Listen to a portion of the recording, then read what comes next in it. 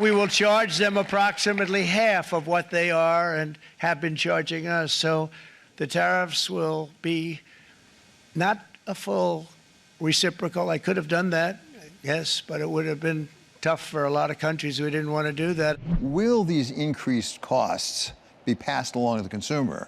I know you've taken a position on that. The Secretary of Treasury, current Secretary of Treasury, Scott Bessent, has questioned exactly why they would be passed on. I'm not going to get in a back and forth with Professor Summers, and maybe Professor Summers should let the world know who his client list is and why he's talking about things like this, because he does have professional clients away from Harvard. But I would also add that I have 7 years of empirical data, and which showed that the China tariffs were not passed on to the American people. What's your response? He's tried to call me out like I've got some kind of importer client who's paying me. That's ridiculous. Maybe we ought to pay some attention to the various financial affiliations of all the people in the Trump administration involved with crypto. On the merits, we've got a clear test. They put a tariff on steel, and the price of steel in the United States is up 30% since Inauguration Day. We got many economists at the Peterson Institute. There's a different study in the American Economic Review that looked at the effects of President Trump's tariffs in his first administration. Those are much smaller tariffs than are being discussed and put in place today. But the evidence looks like it's pretty close to dollar for dollar in terms of increased prices that consumers face. And the economic logic is if you put a dime tax on a hot dog, the guy selling the hot dog is going to sell it for 10 cents more. If he could have squeezed his suppliers, he would have already squeezed his suppliers. Putting that 10 cents on doesn't make it any easier. So I don't understand the argument, and I'm not alone among serious economists in not being able to understand the argument that this will be absorbed. There was a lot of anticipation built up to this so-called Liberation Day this week, but by all accounts, this is not the end of the process. This is in the middle or the beginning of this process, which will lead to a lot more negotiation, bilateral negotiation. What about the cost of uncertainty itself in this process of President Trump trying to use tariffs to extract things out of country? So I'd say two things about that. First, the White House can't have it both ways. Either these taxes are a crowbar, these tariffs are a crowbar, or they're a source of revenue.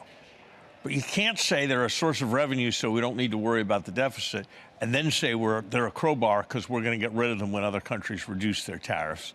That's just contradicting yourself. Look, all of us making decisions don't want to make them when there are a whole bunch of cards that are going to be turned over before too long.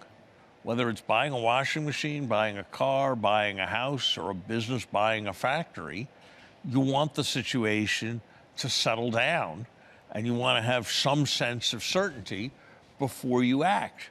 How could anybody act with confidence when you don't know what the price of steel's going to be, when you don't know what the situation of your competitors is going to be? So the traditional approach of policymakers is to try to provide as predictable an environment as possible so as to increase business confidence.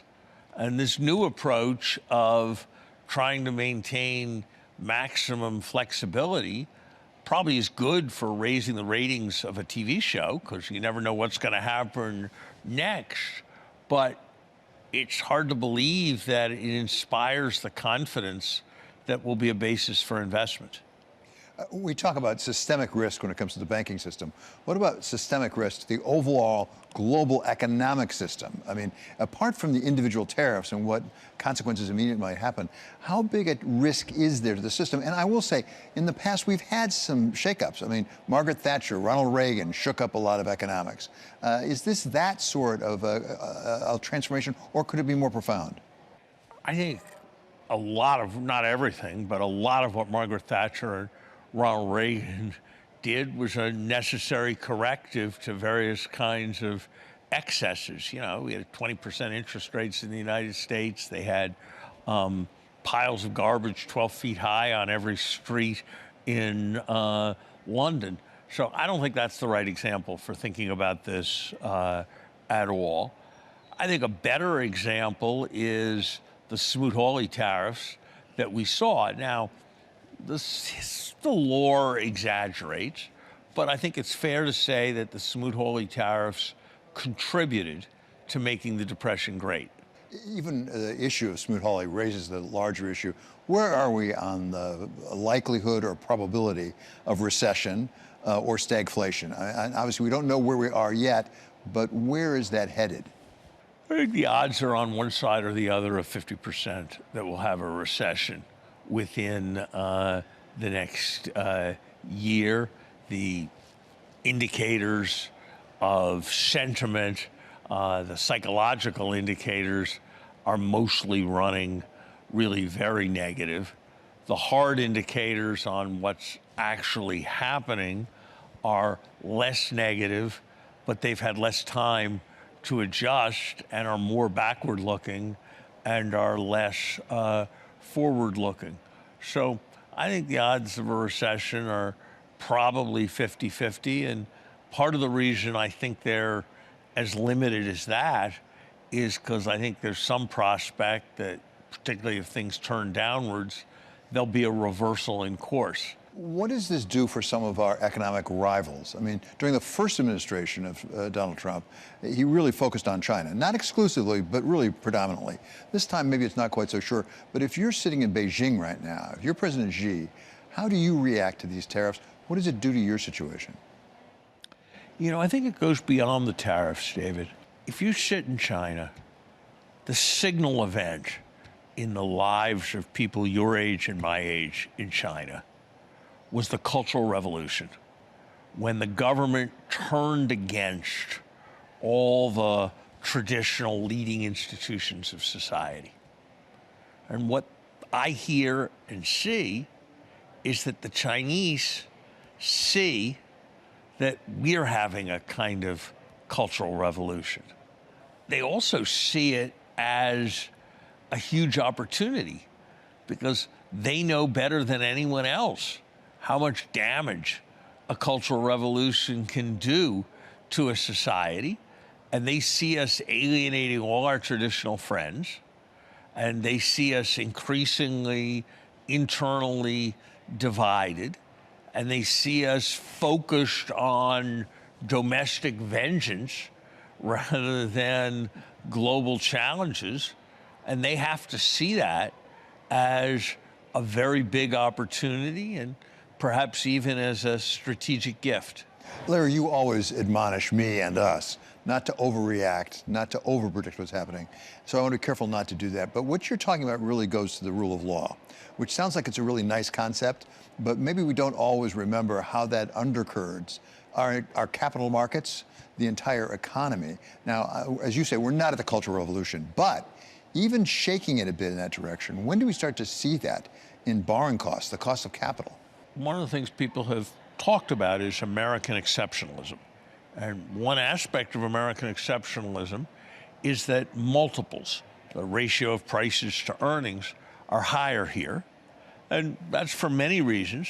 But one of those reasons is that if you have earnings today here, it's more secure that you're going to have earnings tomorrow because you can count on your property rights, you can count on being able to enforce contracts. And if we start attenuating the rule of law, that starts to go away, and that can take a turn, 2 turns, 3 turns off of price earnings ratios, and that's a loss of trillions of dollars of investment.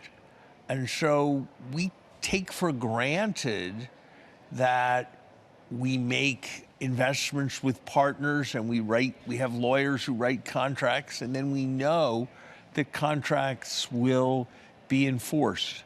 You know, one of the things I used to not understand, and I think I understand better today, is why it is that in so many parts of the world, you have these family clan businesses that are in 20 different industries. And we have so little of that in the United States. And the answer is that if you don't have contracts, then what you have is blood. And so you get these clan businesses because you can't trust people outside of your clan. And so you choose your cousin rather than the best person. That's a price those societies pay economically. And because we've been so good at the rule of law, it's not a price that we've paid in the last century. But we may be moving back a bit in that direction.